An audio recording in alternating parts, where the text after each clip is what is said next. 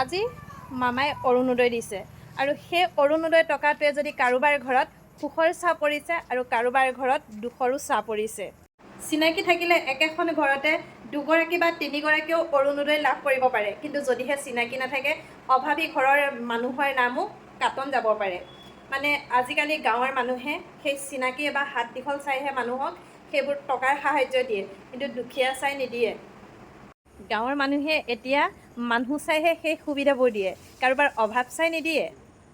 এখন ঘৰতে একে অভাৱত সকলো থাকে আৰু তাতে কোনোবাই পায় কোনোবাই নেপায়। শাহুৱে পালে বোৱাৰীয়ে নেপায়, বোৱাৰীয়ে পালে শাহু নেপায়, আৰু যোনেই পায় তাৰ মনটো ভাল লাগে, যোনেই নেপায় তাৰ মনটো দুখ লাগে।